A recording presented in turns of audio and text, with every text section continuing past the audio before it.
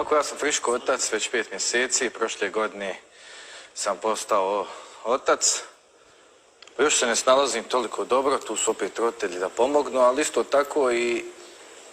mogu da kažem, slobodno vrijeme, inače sam bavio se tekvando, crni pojas sam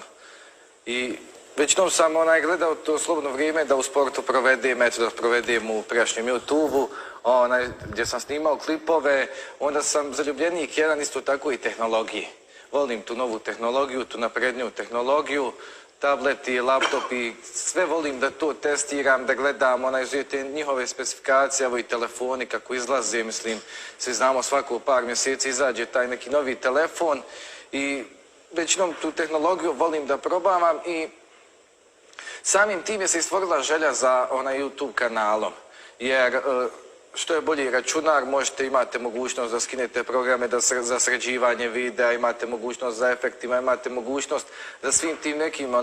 olahkoćama i samim tim sam i počeo snimati i sređivati u tim programima, u Photoshopu normalno, i te slike sređivao i sve te neke stvari i samim tim je se stvorilo to i taj YouTube kanal i nakon gledanja te novosti, hajmo reći u svijetu gdje su ti poznati, ali evo i kao otac sad, mogu da kažem, najviše sam se posvetio kući sad, slobodno vrijeme, maksimalno, evo, vikende, pošto su nam, eto, sad trenutno slobodni vikendi, jer je privremeno financiranje u Zeničko-Dobojskom kantonu, tako da imamo mogućnost tih,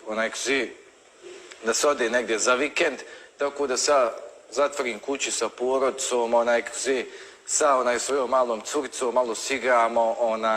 ne mijenjam još pelene, nisam još tu, što se kaže, usavršio, naučio, ali gledam da olakšam normalno supruzi svojoj sve što je moguće, da je ništa pošto na carski riz išla, tako da je trebalo malo taj neki veći proces oporavljanja poslije porođaja, ali opet tu sam za nju šta god treba, ali opet moram da se posvetim poslu koji mi daje to manje vremena za kuću. Prijašnjih godina sam imao više, sad je takva situacija. Biće svakako. Biće bolje ako bude. Bolje. Hvala lijepa.